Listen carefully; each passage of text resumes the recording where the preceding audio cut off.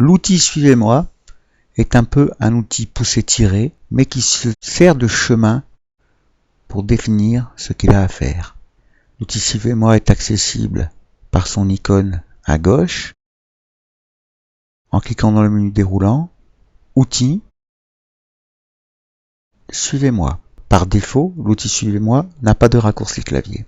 Si je prends l'outil Pousser-tirer et que je pousse sur cette face, vous voyez que j'obtiens quelque chose d'arrondi.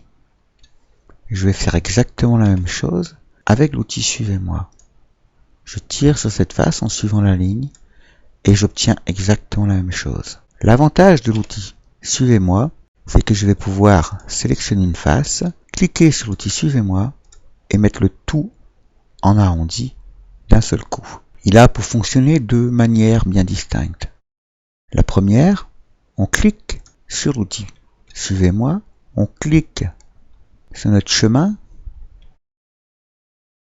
et je clique, et vous voyez, manuellement, je vais venir l'envoyer faire le tour, comme ceci.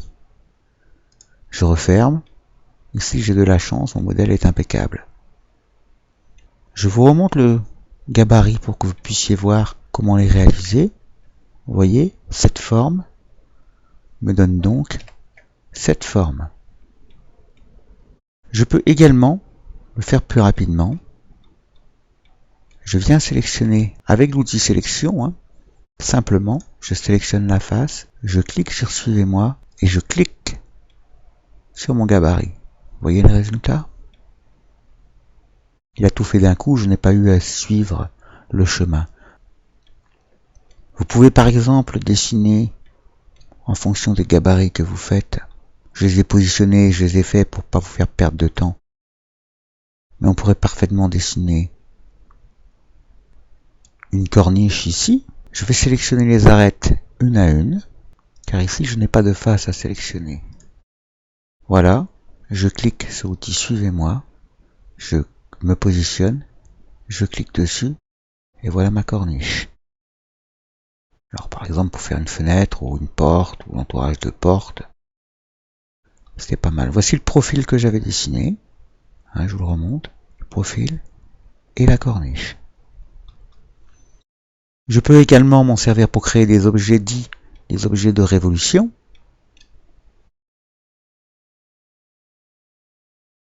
Je sélectionne la face de mon cercle en bas, je clique sur Suivez-moi, et voilà, j'ai dessiné une coupe à glace. Si je désire venir faire deux petites encoches ici, pour que vous compreniez bien comment fonctionne cet outil. Je prends mon outil arc de points, je vais venir faire, alors je vais zoomer pour qu'on voit bien, une première encoche ici, une seconde ici, je ne l'ai pas bien faite, voilà, donc une grande et une petite, ça m'ira parfaitement, voilà, je reviens cliquer sur ma face, je sélectionne l'outil Suivez-moi et je viens cliquer sur mon profil, mon gabarit comme vous voulez, voilà, on a bien deux petites encoches qui sont apparues ici. On aurait pu en faire tout du long. Voilà. Je peux également l'utiliser de cette façon.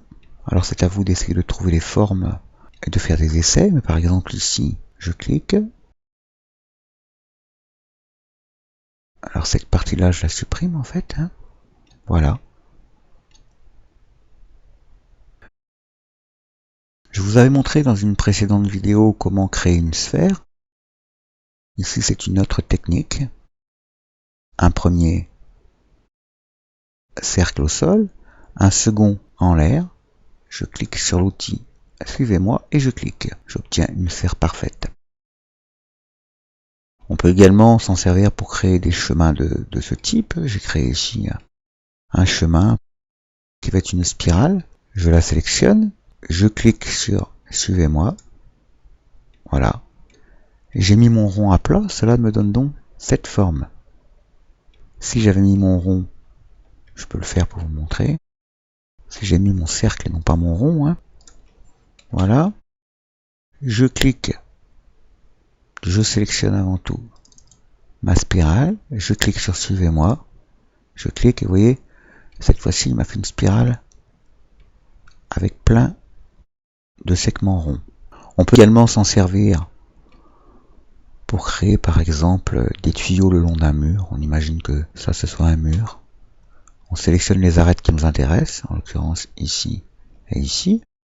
On positionne le départ de notre modèle. On prend l'outil, on clique. On obtient des tuyaux. Vous remarquerez qu'en général, les raccords sont parfaits. Voilà pour l'outil Suivez-moi aujourd'hui.